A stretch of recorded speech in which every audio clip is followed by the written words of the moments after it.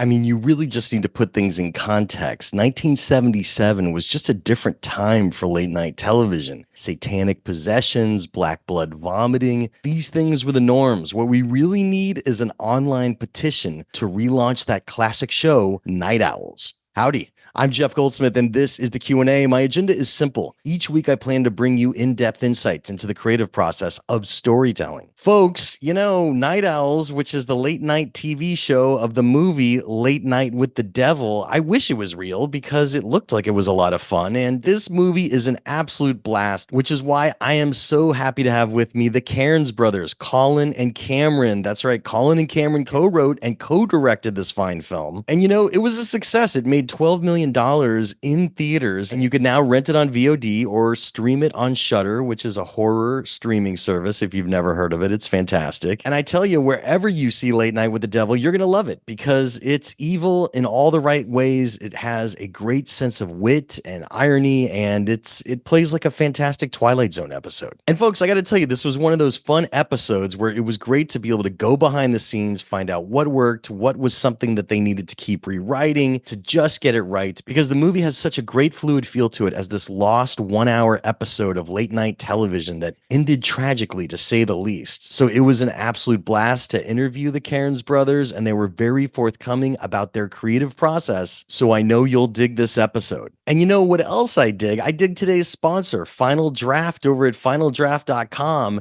And there's still time to enter the big break. That's Final Draft's Big Break Screenwriting Contest. It's an annual international feature film and television screenwriting contest designed to help launch the careers of aspiring writers. In fact, writers who have entered the Big Break contest have had their screenplays optioned, sold, and have secured high-profile representation. Winners will share over $80,000 in cash and prizes, including a trip to Hollywood for meetings with managers, executives, and producers. The final deadline is June 10th, 2024, so get your scripts in. That's your feature scripts and your TV scripts by June 10th, 2024. So I hope you'll visit finaldraft.com to enter Final Draft's Big Break Screenwriting Contest today. And of course, while you're surfing around online, I hope you check out Backstory Magazine over at backstory.net. Folks, we turned 12 this summer. That's right, as we publish issue 52 in June of 2024, we are turning 12 years old, and we couldn't have done it without your support. So thanks a ton. If you've never read us before, you could read Backstory on a desktop or laptop or via our iPad app, Backstory. Issue 52 is going to be Emmy-centric, but we're also going to have really cool theater pieces and comic book pieces and film and television pieces as well. So there is going to be a lot to explore in issue 52, and now is the perfect time to subscribe. If you've never read us before, you could check out our free issue over at backstory.net. And if you like what you see, and I hope that you do, I hope you'll consider subscribing, and I'd love to save you $5 off a 1-year subscription. All you got to do is use discount coupon code SAVE5. That's SAVE and the number 5, and that will save you $5 off your 1-year subscription by entering that code in the shopping cart at backstory.net. And don't worry, your login will still work in our iPad app as well, but you can only redeem that code at backstory.net. Look, it would really mean a lot to me to have my podcast listeners in iTunes and Spotify, and my YouTube watchers of the Backstory Magazine YouTube page where you could see these Zoomcasts. It would really mean a lot to me to have you support my passion project, so thanks for considering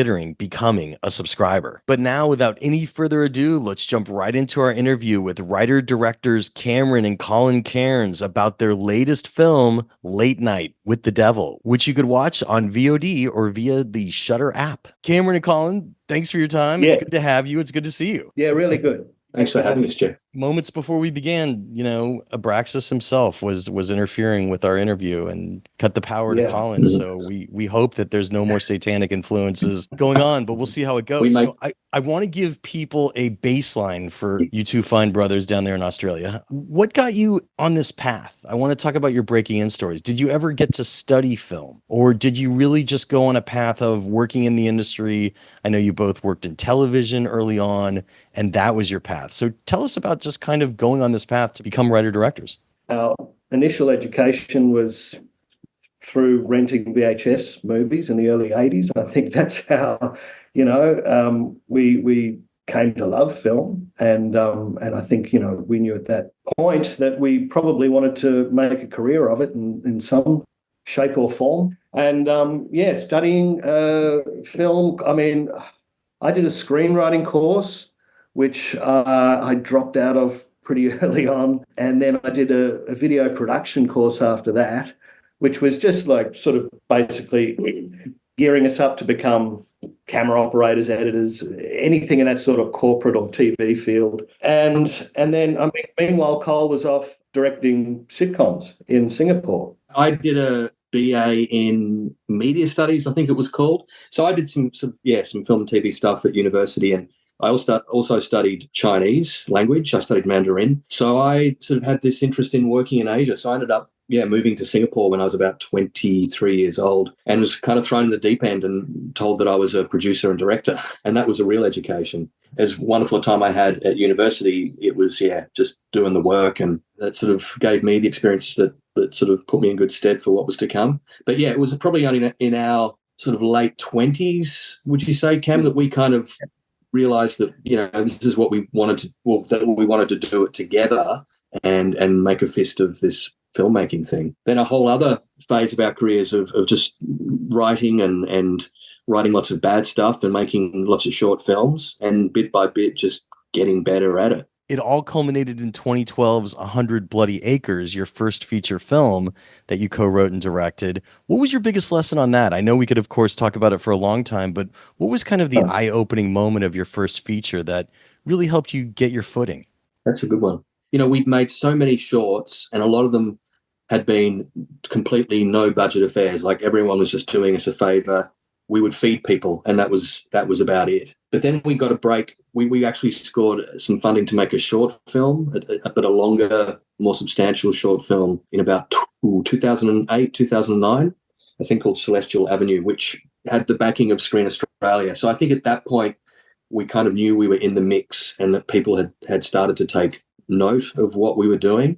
Those shorts got into good festivals, and we won prizes all over the place in Europe and the States as well as locally. And then we made that film, which did really well and kind of put us on the map, and I think gave us the confidence to then go to the next step and make a feature. And then we had a producer on that film who was very supportive, was familiar with our work. So it was just a really incremental process. I think it's hard to say whether there was a moment when we, day one of principal photography on the feature was massive. And, we ended up shooting, I can't remember, like 35 setups. Like, we were just so prepared and so excited. And the end of that day was like, fuck, that was pretty cool. That was fun. We got what we needed in the can. We finished on time. It looks like we can do this. And the rest of that shoot was just probably the best experience we've had, I would still say, in terms of just sort of the onset and the pre-production experience.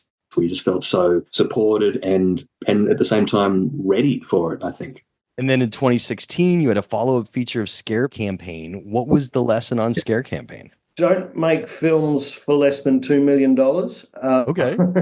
It was that was a very tight budget on that one. We had less money to play with than 100 Bloody Acres. So, interesting. But, Cole talks about the experience on 100 Bloody Acres being, a great joy. The Scare Campaign, a similar experience, at least for me. It was great because we were shooting up in regional Victoria, staying in this old mental asylum, 19th century mental asylum, staying in these old nurses' quarters. And there was, just as it generally occurs on a film set, you become one big family. And it was just wonderful waking up every morning and just walking onto set, basically, in this old institution we had free reign of. We basically wrote our script for that location. More or less the same time we'd come up with the idea for Late Night with the Devil. These two projects were sort of vying for, I guess, our producer's attention, which one she was kind of keen to set up. And I think Scare Campaign was just a little more developed at that point. And we knew we had this location, so we just really went for it. But, it was tough. It was 20 days. There was lots of action and lots of, little set pieces we had to mount, which, were challenging. But, it was fun. And I think at least I'm pretty proud of it. I think just for what it is, it was all done on the smell of an oily rag and turned around very quickly, from having the idea to getting it released. I don't know, it was like maybe 12 to 14 months, something like that. What was the budget of 100 Acres then? You said that like the second movie was less. What was 100 Acres? 100 Bloody Acres was about, we're talking Australian dollars here too, so 2.5 Aussie, which in today's money, maybe is 1.6 US or something like that. Okay. That was the first film. Scare Campaign we did for, I think, 1.6 Aussie, which again would be a mil, just over $1 million US. Yeah, that makes sense. Well, I want to get to Late Night with the Devil because I absolutely love it.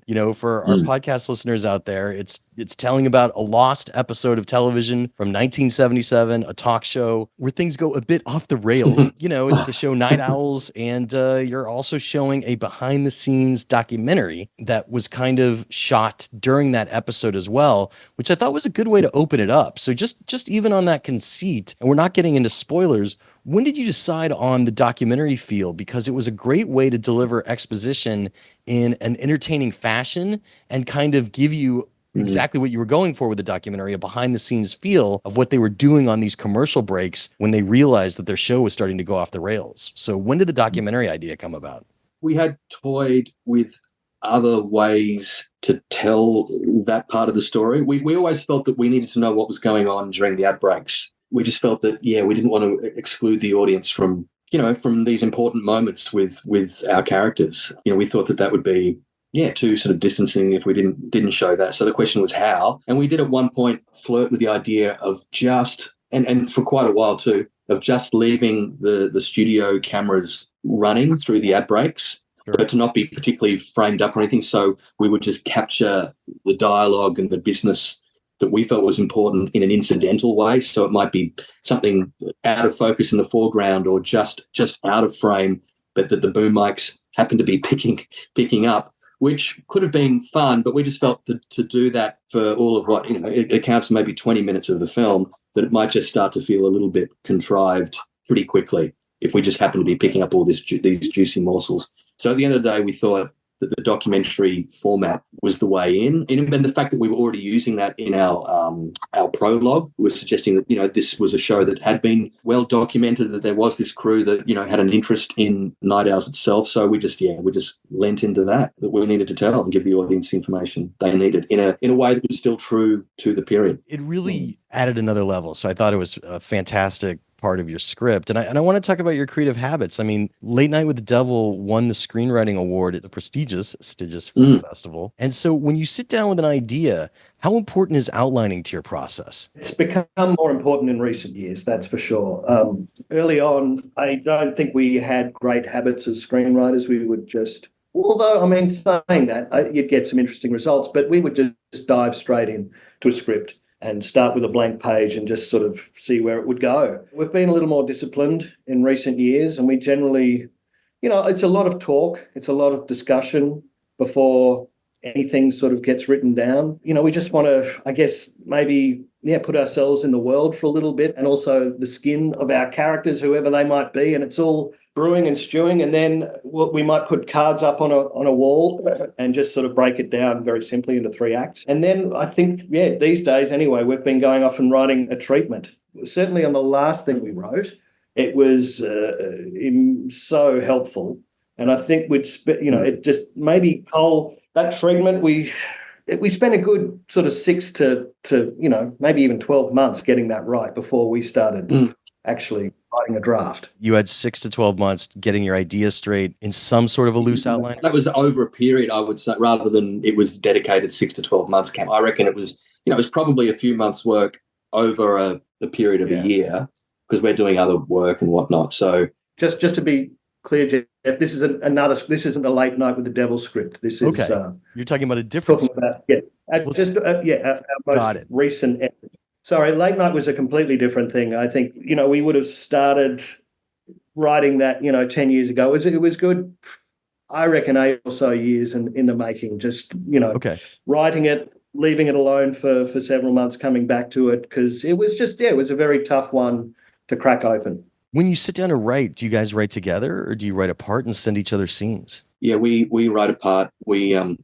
as Cam's saying, once we're sort of happy with the shape to it, and we kind of know what the turning points are, we'll sort of, one guy will take, say, the prologue, or if there's an act one, and or clear sequences, we'll just divide the work up that way, and then send the work to the other guy. Hopefully we satisfy and surprise them a little bit, and then we just do a pass on each other, and that kind of helps just smooth out some of the rough edges and help things stitch together a little bit more seamlessly. The fun of it is, not quite knowing where it's going, but also, looking forward to those surprises when you get that act or that sequence back from the other writer, and praying to God that he hasn't totally fucked it, There you go. That makes sense. Well, for each of your habits, I'm curious, what's more important when you sit down to write? Is it a certain amount of pages per day, or is it a certain amount of hours that you spend writing as part of the discipline, quote unquote? Or you tell me, because there's no one way to do it.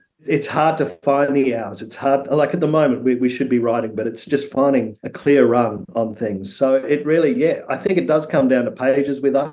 If we can sort of promise the other guy, 10 pages by the end of the week, I think that helps. Like deadlines absolutely help. These things take the time they need, but you've got to have little milestones along the way, or you'll get nowhere.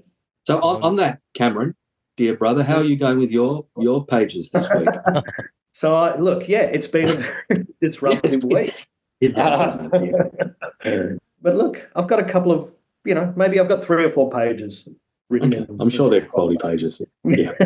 Something there for you to edit and or overhaul. Colin, is it the same for you? You give yourself a page count sometimes to hit each week? Yeah, I think so. Because we direct as well and we edit, and, there have been times over the years where we've had to do other work entirely to sort of pay the bills. When you've got a week or two, you've got a clear run, it's a wonderful thing. Then you can say to yourself, yes, today it's going to be 5 pages a day this week, and I'm going to churn out 20 pages. That doesn't happen often, but there are moments where you just, you manage to get all the other stuff, all the distractions out of the way, and you have a productive spurt, and I think with this script, the other script we're talking, not Late Night, but the more recent thing that we wrote late last year, it felt like we could do it with that one because the film hadn't come out. We'd kind of done our festival run. So we were able to we had 2 or 3 months where we could just focus on that script, and we turned out a pretty good first draft on that. And there were some amazing weeks where you'd write 20, 25 pages, and that was, but that doesn't happen too often.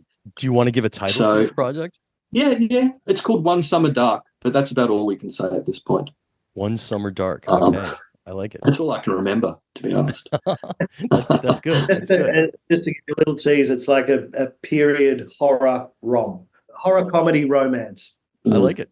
I'm sure it'll be fantastic. Well, on Late Night, one other question, I had heard that you had kind of written it during lockdown. And so did that give you a time, even though you had been working on it for years, but you had finalized your draft during lockdown, did the focus of lockdown, where you basically knew that you could just be in front of your computer, was that something that helped you really solve those final problems of your script? Absolutely. I think, the fine work kind of happened during that period. I think maybe by that stage when, the lockdowns were happening, we had the script in a pretty good shape, but it was just about, the little details and just, clearing up a few motivations and things like that. Yeah, some stuff that just stuck out to us and needed refinement. Yeah, we used that time really wisely. And it was also a good time just to sort of start imagining what it might look like and putting little teasers and things together. We had a little sort of sizzle reel and a lookbook that we shared with producers, and that, I think, also really helped us get the script across the line in the end with, Roy and Stephen at Spooky Pictures, who were pretty instrumental in sort of getting the thing set up. So that time was crucial, really. For Actually, us it's always interesting to hear about lookbooks, and I'd heard that you had sent one to David, like for casting, and it was like some sort of a sense of like a play on TV guide. Like, tell us about what it was. It was a version of a TV guide from as if published the week prior to this Night Owls Halloween special, and the focus of that particular issue was Jack Delroy's future. Has he still got it? Will this special turn his fortunes around? So it really played into that. And it kind of cunningly drip-fed some some backstory and introduce some of the other players in the episode, Carmichael and Dr. June, but also just sort of, I think helped describe what we were trying to achieve aesthetically, tonally. We designed our own ads, like there's a full page ad for Cavendish cigarettes with Gus McConnell, the sidekick, saying it's the sophisticate's choice. So we really went to some trouble with it, and our good friend and producer and VFX artist / graphic designer Adam White helped us put that together. And it was, like Cam's saying, really helpful in sort of expressing what we're trying to achieve to the producers. But then, of course, it got to David Dasmalchian as well, with the script, and he obviously enjoyed the script, but I think that TV guide really helped. Would that be something you could ever put online, your lookbook of TV guide? I mean, I think people have grabbed copies and have posted it on Instagram. Okay. So I think there are pages out there. It might be that it finds its way into, a Blu-ray release later this year. So I hope it does. What could you tell us about your budget and schedule for late night? With the budget, because I always get the numbers wrong. You safely say we're sub 5 US. Again, Aussie dollars, it's a few more. It's maybe 6 or 7 or something like that, but that's kind of where it lies. And schedule-wise, we had a 4-week pre-production and a 20-day shoot. We shot middle of 2022, and we delivered the film kind of February, March 23. Wow. In time for South by Southwest. Yeah, and that's fantastic. Wow, 20 days? It sounds like not a lot, but It was fine. Cam, your turn. Cam, as you go, I'm curious how important rehearsal is for you, because on a 20-day shoot, did you have time during your 4-week pre-production process to rehearse, or was that really just what you were finding on set by working with all the great cast that you had at your disposal? Yeah, look, I think a lot of it comes down to good casting the right folks, but we had some rehearsal time. We didn't really want to overdo it with rehearsal just because of the nature of the show. It is meant to be a live TV show, so you don't want to be saying those lines too often and have them too ingrained, I think, in an actor's head. I think you want to be a little surprised when you get on set, and you're open to all sorts of different choices from the actors. But I think it was still very useful in terms of rehearsing some scenes, getting some of the guys together for some of the bigger scenes, because there's a certain familiarity with the material. Right. I mean, we had David for a bunch of days, and that's all we needed. We knew we didn't want to, like I said, we didn't want to kill it, and we just knew we were in the safest hands possible when we were doing some line readings with him. It was just like, oh my God, it's just the voice, the look, it was all falling into place there and then. And then once he gets the suit on and he walks out and starts doing the monologue. For all the chaos that's happening in your third act, did you shoot sequentially or did you shoot out of order? I mean, we tried to bunch that stuff up together as much as possible, but just, again, COVID stitched us up a little bit in terms of just how we scheduled things, because we couldn't have a full audience in for the first week in case, there was an outbreak. So things, we're shuffling around a bit. I think there were 2 or 3 days we had a really good stab at it where, it was just so many moving parts. It was the only way to really do it. But yeah, look, it was like when we get into that sort of nightmare sequence, that was, I don't think that was done so sequentially. No. But the transformation stuff we kind of did, didn't we? Before we go into the nightmarish, the hallucination stuff, it was pretty much just shot because, continuity was important to that. So we did it in sequence. That might have been 20, 25 shots that were just shot in sequence. Like the stunt, because there's some stunt work and, the prosthetic stuff. And obviously blood continuity is a thing when you're making horror films. And that can become a nightmare if you're tracking blood, over several different days. So, you try and contain that stuff as much as possible. Well, the film was a success. It made just shy of $10 million here in the United States, another 2 overseas, so it's at about 12.1.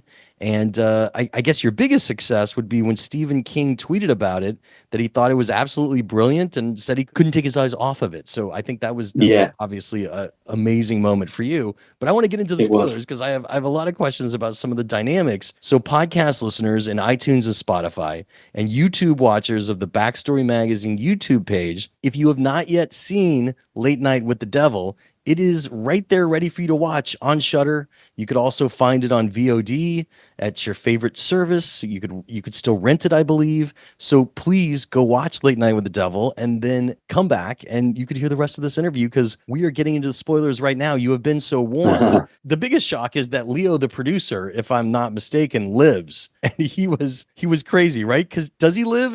That was what I was looking for my notes right before. Like, of all the people to die, somehow Leo gets away and lives. Yeah. Was he ever on the chopping block? I guess would be one of my first questions. I think everyone was at some point, but I'd say in our heads that Leo survived, right, Cole? Yeah, I think Leo is a survivor. He's a careerist. He's thinking about, well, if it doesn't work out here at UBC, there was an offer at NBC or Fox or whatever. So yeah, he'll find a way. He's working got for a bit of the Murdochs now, to put it in Australian terms. For sure. Yeah. He's got rat cunning, that guy. Well, so you did something really interesting. Sometimes horror films, it's about the big twist, the reveal. I could have seen in an early draft that it could have been a reveal that Jack had joined a gentleman's group, as they say briefly in the documentary, that was known to take walks in the forest at times. And we get the sense that Jack has clearly made a deal with the devil early on that cost his wife's life, that his show would increase in popularity and he didn't realize that it was going to cost the love of his life's actual life. And so was that something that you ever tried to hold on to later? I thought it was good that you got it out earlier because it compounds the stress that you see Jack going through on live TV as he's realizing the danger that he might be in. So tell me about just that twist. What can we say? I mean, I think you're right. It just gives everything that from the moment he steps onto set, on that night of nights, there's another layer to things. So yeah, I think mostly that revealed later, I guess, is really my question. Did you ever play with it coming as a third act twist that Jack was in cahoots with the devil? We like the fact that it's a little bit open to interpretation. I don't know how important our interpretation is really, but no, there was probably a version. I definitely recall a version not that long ago where we just dispensed with the documentary prologue. So there was no. Remember, Cam? I think one draft where we might have just had a super saying, it was October 1st, whatever, 1977. I think we gave nothing away, and then I think we shared that with a few people, maybe some producers or just some trusted readers, and maybe the feedback we weren't confident that was necessarily the way to go, but I think we had some feedback saying it would be great to have some context. And that's how we felt as well. Not just context, but it would just set the tone, this sense of this fatalistic, sense of inevitability or doom or dread about the events that were to follow. Because for the first 15 minutes, it is just pretty light and frothy until Christou has his little turn. And then, so we thought the stuff with Madeline would definitely help us achieve that end. His wife, Madeline. Yeah. I mean, I really set it up at a point because you did such a great job of capturing the feel of a 1970s late night show. Everything from, I know your production design included tungsten lights for everybody to sweat under,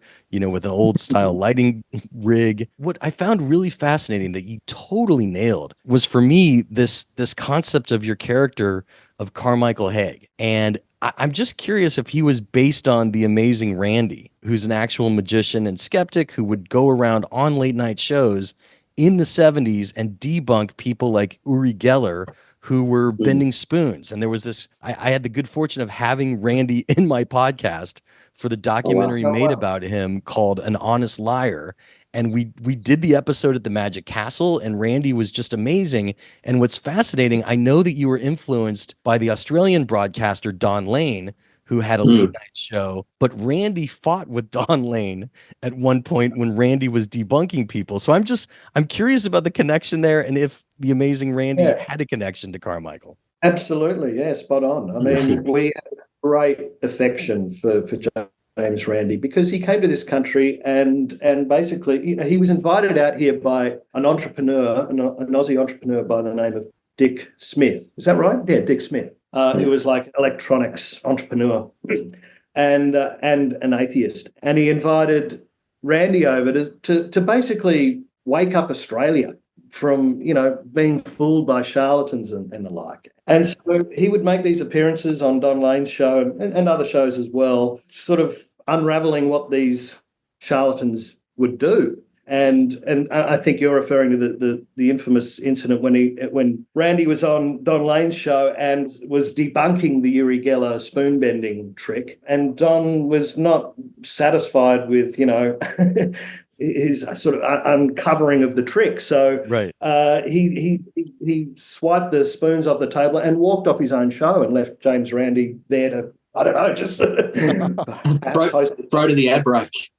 He would debunk televangelists by finding the radio frequencies that they were having somebody in the audience or, back in the booth talking to their earpiece. With the earpiece, Yeah. So I mean, if anybody wants to see the documentary An Honest Liar, you could find it all over the place on Plex, Roku, watch it for free on Canopy. Like, there's plenty of places, but that's so great that you guys were also influenced by Amazing Randy. Absolutely. We did the deep dive on Randy and that period. And Honest Liar is a really good film too. Really enjoyed it. And we stole lots from Randy, obviously, with Carmichael. But that's the best to do. And so it was great to have him versus Christo in the beginning. Yeah. And he's trying to debunk what Christo's doing, but you get a sense that maybe Christo has a little bit of that extra sense. And when Christo gets scared and starts, you said he had a touch of something earlier. Yeah, he starts vomiting black blood and has to be carted away in an ambulance. That was another classic horror moment when the viewer is like, oh, there might be something more going on here that is kind of situated in the dark arts, and maybe that satanic cult that we've been hearing about as we're getting into, the next guest, June Ross Mitchell, who's coming on to the show, a paranormal psychiatrist. Talk about that juxtaposition of Christo dying and then the invention of this June Ross Mitchell character, who we also later find Jack kind of has a relationship with. His wife's passing. Yes.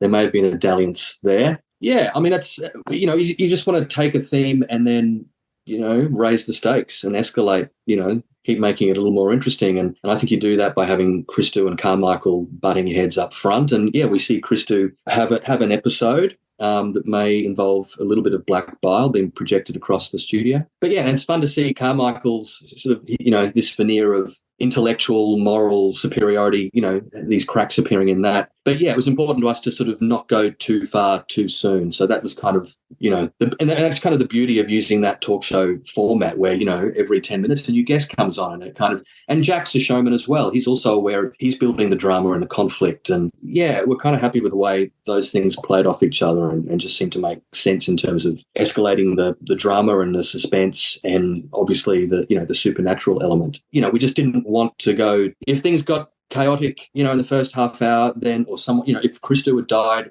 on screen, would the show have gone on? I think there was a point where they would just have to have pulled the plug on it. So, it was a sort of a careful balancing act of giving everyone something, in the moment, but also something to look forward to know that things were going to get bigger and weirder and spookier. And the Carmichael Haig character also puts in the classic horror thematic of science versus supernatural.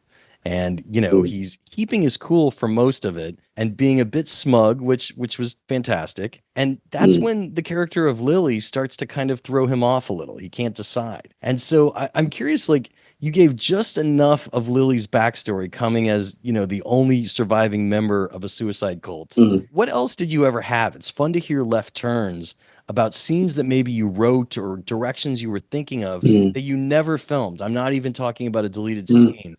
But what other ways did your first and second act originally play out? We had a lot of roadblocks with this one in the writing, and and it really did come down to the character of Lily, and I think we were maybe inspired by a story about these two con artist sisters from the turn of the last century. The Fox sisters. We were going more down that path, that we were going to have this live seance in TV and all these ghostly happenings would happen, but then it would be proven that it was just all fake. And then, but we kind of, I think we wrote ourselves into a bit of a corner with that one. It was like Cole was saying, we were blowing our wad too soon. I think it's just, it's like we were saying before, that process of just refining things and reducing things and seeing what you need. And, we still needed that big moment. I think why we went with seances, we thought that would make a great set piece. So we still knew we had to have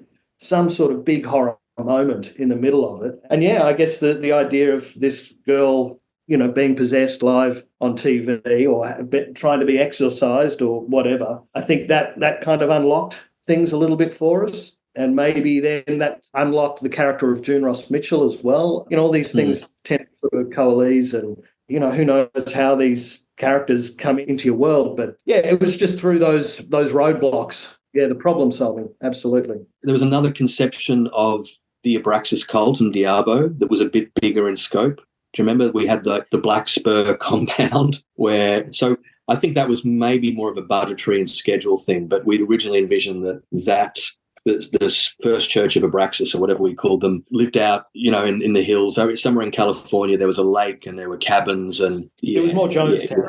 Yeah, Jonestown-y kind of thing. Yeah, and it was just going to be tricky to shoot that with the schedule and the money. So I think we just made the call because we're already doing all our research on Anton LaVey and his group, and they had the Black House, I think, in San Francisco. We thought, well, that's a valid way to go as well, and then it meant we could also shoot in Cameron's house, which is already set up for satanic worship. So that worked well.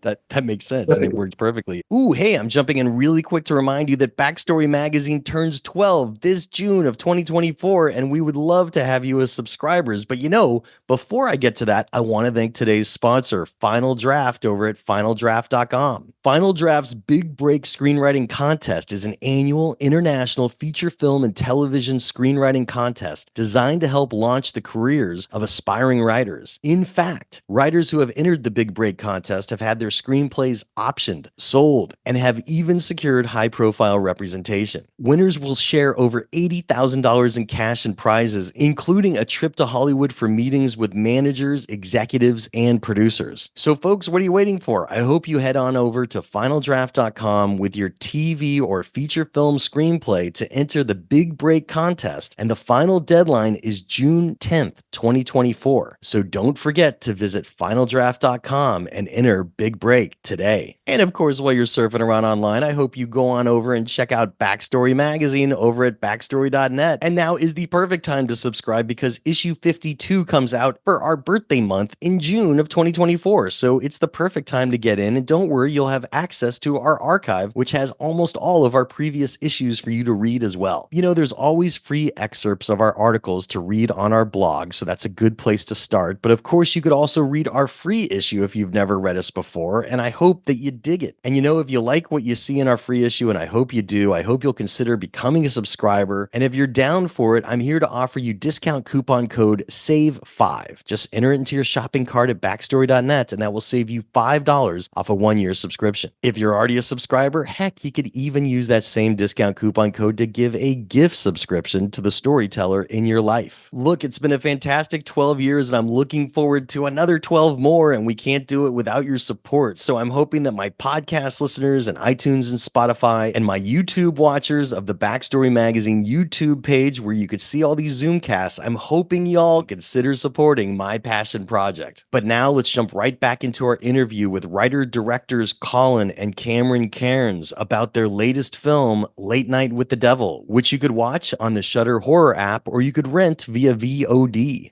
Again, like what you were revealing and who you were revealing it to was great because, Jack's getting freaked out that the word Minnie was mentioned, which nobody knew is what he called his wife, but he's not telling that to Haig. He's telling that, I think, to Leo. So you're seeing him start to doubt what's going on.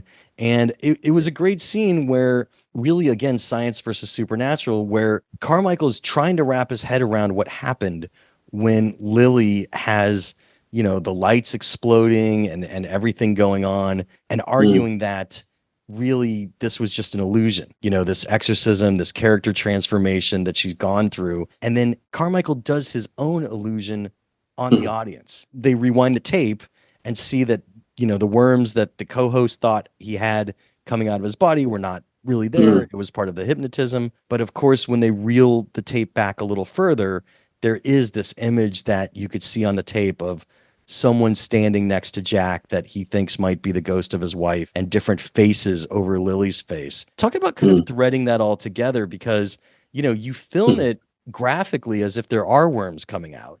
So it's interesting that only the raw, untainted eye of the camera when rewinding the tape could show us that that was character POV. Just talk about how that worked out on the page. Well, Jeff, we never shot the worms. You imagine that. You were clearly subject to Carmichael's hallucinatory genius. We didn't shoot any worms. I don't know. I'm not sure what he's talking about, Cam. Can you talk to that? It was a real challenge. I think that was one of the hardest things in the writing, was to get that all to make sense, and in terms of just the timing of all those reveals and just setting it up, paying it off, all of that stuff. But then the technical side of it as well in the script, but then especially in the shooting and in the editing to make it flow when it's so bitsy, really, in the writing and in the production. I remember, when we were blocking it, I think everyone sort of grappled with, because we have the overlay of the video and we hadn't shot it yet. And it was just, it was all these different little pieces. I mean, it was challenging in the writing, and it was probably harder in the editing, in post-production. And I think maybe we fell short a couple of shots or something, or a couple of lines of dialogue, which, we went back and ADR'd, and it was a bit piecemeal putting it together. But interesting. It's great that, generally the response we get for that scene is really positive, and people are getting it, you know what I mean? Because if they're not, then the whole thing falls apart. It really does. Right. There was a lot going on, and it really is the last stage before you see the supernatural undeniably come out and kill people right in front of you. So it's an important moment, and I just got to say the nuances that you went through to get there, and again to keep the flirtation between science and supernatural going, I thought was fantastic. And then you just have this, splatterfest of the killing of Gus, Jane, and Carmichael by Mr. Wriggles, who is living inside of Lily, and who seems like at that point we realize might know Jack. Is there anything you want to tell us about planning those deaths and the electricity and how that all worked? Did that go through different stages of how they would have died? Absolutely. I think there were many options there with how they would meet their end. But just, going back to that last segment as well, and talking about writing, we were, and Cam was kind of alluding to this, we were rewriting that sequence in the edit, with the ADR.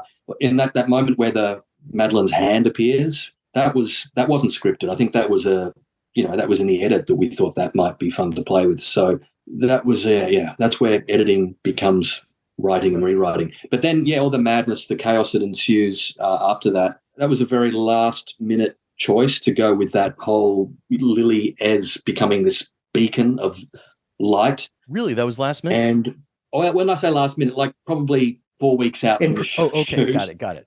But for that sort of stuff, you need, your crew needs time to prepare. So because I think we had planned something a little more Lovecraftian, we had this beast coming into being. It just never felt right. Once we'd had this idea of, her beaming out these rays of light, the devil is literally infiltrating the signal, as it were. That all kind of made sense to us, and it was just a question of how the fuck do we do it, which was a problem for our wonderful prosthetic makeup effects guy, Russell, and Adam, who we mentioned before, who did, about 250 VFX on his own. So we just threw them some references, and they said, let's see what we can do. And they came up with the goods. It was intricate, and it really worked perfectly. And, when you lost power right as we were starting the interview, Cameron and I were talking for a minute. I misinterpreted something that I just want you to hear, because I still want to ask this question out loud, because I wonder if anybody else saw it. There's this moment where,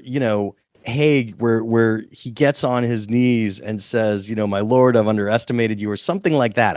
That's what I was trying to look for my notes of, because I know I wrote down what he said and I can't remember it.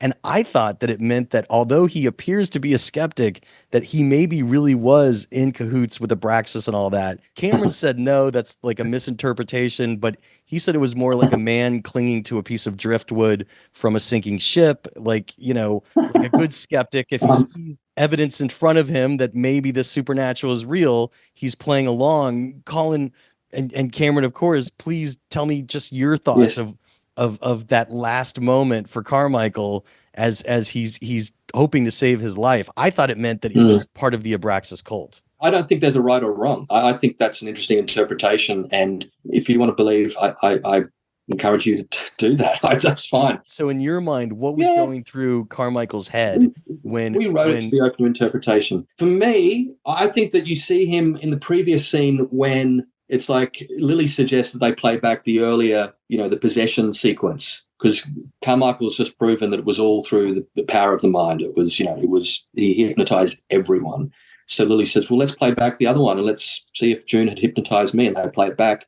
And then we reveal that she was, in fact, pretty fucked up and probably possessed. And I think at that moment you can see that's when Carmichael's like, okay, there is something to this after all. So I think there's a little bit of an arc there where he goes from non-believer, and possibly a non-believer who the reason he wants to pay $100,000 is like, I will pay this. If I see it, I will pay it. There's that little part of him. Why would you spend 20 years of your life like a Randy obsessing over this shit and just debunking the most trivial little, tarot card read or whatever it was, if there wasn't a little bit of you that wanted to believe as well? So I think by that stage, it's like, okay, I was wrong. Here's the money. But of course, that's not what the devil's in it for. Cole's response was much more articulate than mine. I'll go.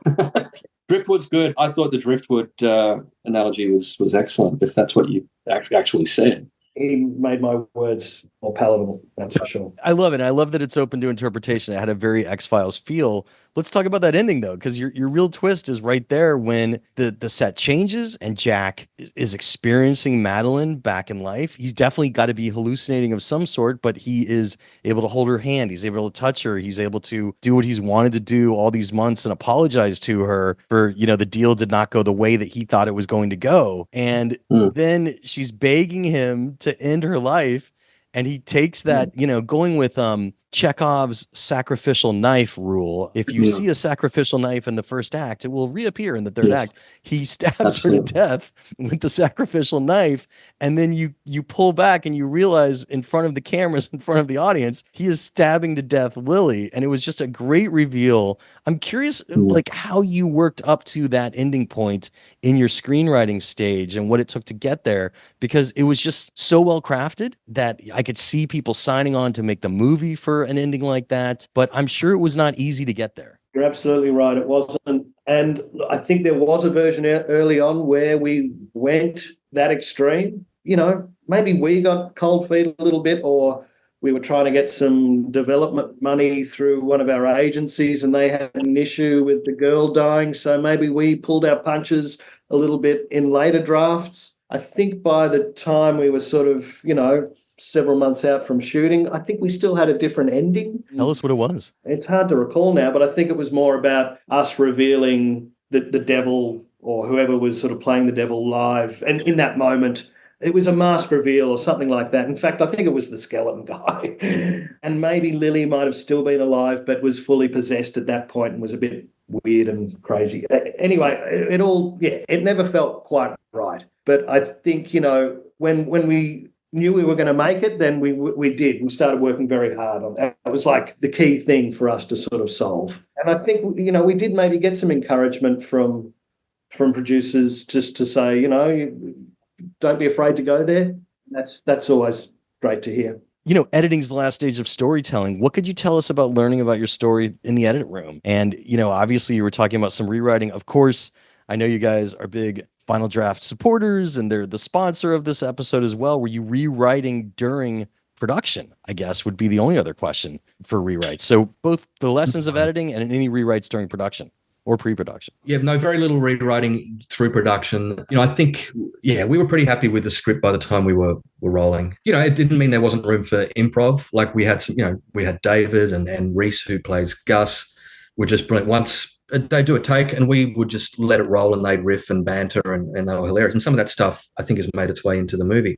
But otherwise, very few, if any, changes. It would have just been those moments like, the opening sequence where, again, that prologue where we see highlights from previous years of Night Owls, where, it's Jack as the caveman, and there's those sketch moments where we might have. I think we'd had a line or two written, but like we've gone to all this trouble, we're going to be spending half hour on this scene. let's just riff and see what happens. And there were some good lines that, we would sort of had a bit of a competition going with David, actually. I remember that caveman scene. He went off to get changed. He said, I'm going to come back with 3 zingers. And I was like, okay, we'll see what we can do. None of them made the cut, but it was fun just to be able to do that. We might have just thought of a joke on the day that we included. Like there's one I remember of maybe it was Chris Kirby's line, who plays Phil, the floor manager. And I think we might have just, thought of that on the day and just, What could you tell us about deleted scenes that, were just good lessons of either redundancy or timing? We try not to shoot a scene unless we know it's necessary. Okay. So we don't think we deleted. There were no deleted scenes. I mean, it really is. I mean, it's a cliche to say, but it's a house of cards. Like everything, there was something on every page that was kind of essential as far as we were concerned. Which is not to say that we weren't prepared to let stuff go if it just wasn't working or it felt superfluous. We maybe dropped a couple of lines from Jack's monologue. So, in a Johnny Carson or any of those guys will do a monologue that goes for maybe 10 or 12 minutes. And there was no way we were going to spend a tenth of the film with Jack just doing jokes. So, in the script, we'd already got it down to, I think, maybe 2 pages, maybe 2 minutes of gags. And I think in the finished product, it's probably half of that. So we did drop some jokes that were written for his monologue. That's about it, right, Cam? There wasn't much, no. Last big question. What was your toughest scene for each of you? I'll start with Colin first. What was the toughest scene for you on the page? And then the toughest scene directorially. And then we'll go to Cameron. It's the moment before all hell breaks loose, and it's the back and forth between the video playback and what's happening on set and the building tension. We know that something's about to erupt. I think writing that, the pacing of it, the technicality of it was hard to write, and it was probably the hardest thing to get our heads around in the shooting. I mean, some of the long dialogue scenes, this is a very talky horror movie, and we were conscious of the fact that we didn't want it to get bogged down in talk, but by the same token, it is what it is. You've got to embrace that. So, there are probably a number of scenes, I can't specify which, but I think just trying to pare that back so that a character like Carmichael, who's verbose, gets to be that guy, but it's not slowing the story down. So that was, I think, another writing challenge, But again, when you get great actors who can deliver those lines with aplomb, then problem solved. Yeah. And then Colin, as a director, do you remember the scene where you were really sweating it just logistically on the day of the shoot? Another one would be that final scene with Madeline that almost ends the movie. And we shot that probably on the last day of production. Everyone's exhausted, but this is a very powerful, emotional scene. I think just emotionally that was a tough one for everyone involved. Because by that stage, everyone was so invested in their characters and the story, and this is cast and crew alike, that, we just wanted to get it right and do it with enough sensitivity, but also, know that we're building up to this big shock horror moment as well. So that was a bit of a total balancing act, I guess. But that was good. That was smart in your shooting schedule that you left it till the end when everybody was fully inhibited into their characters so that it could really resonate. So Cameron, I guess the same question to you, your toughest scene on the page and then your toughest scene as a director. On the page, it would have been the opening monologue, getting that right, making it all feel authentic to the time, the references, the jokes, the way the jokes are phrased. We sweated on that for weeks and months, just going back and forth and just trying different jokes and trying, probably too many jokes. Cole was saying before, I think a couple of those ended up on the cutting room floor. For me, anyway, that was the biggest challenge, I think. Just making that scene just feel true to the time. I think we even consulted with some comedian friends of ours. And in fact, one guy, Jason Marion, who's written jokes for late night TV for one of our own talk show hosts over here. So he just sort of helped us out with just getting the wording right, maybe just making them less wordy, the jokes. Yeah. So because your screen time is obviously very valuable and you don't want to waste it. So brevity is important. And as for directing, I think the day we had the audience in was was big. It was challenging, and we didn't have enough time with them either. So that was very stressful. We only had a day to get basically all the stuff, all the scenes with David, who's sort of working with the audience and going up amongst them. Plus, we had to get all the reactions. That are so important to the telling of this story. So we ended up with maybe an hour left at the end of the day to get all these reactions. I think we were going into post-production thinking we're stuffed. We just simply don't have enough. It's just being really smart in the edit and also the sound design, just helped to fill out that room. We had a loop group come in. We basically ran the film for about 20 actors who were just reacting and throwing their own lines in, and that fattened up that world for us for sure and made that audience a real character in the film. I mean, the audience was a character, and you're also, really showing the audience in the Christoph scenes when he's, telling them about themselves and their family right before, Haig debunks it. You had to shoot that too as part of your audience stuff, even though I know you were closer.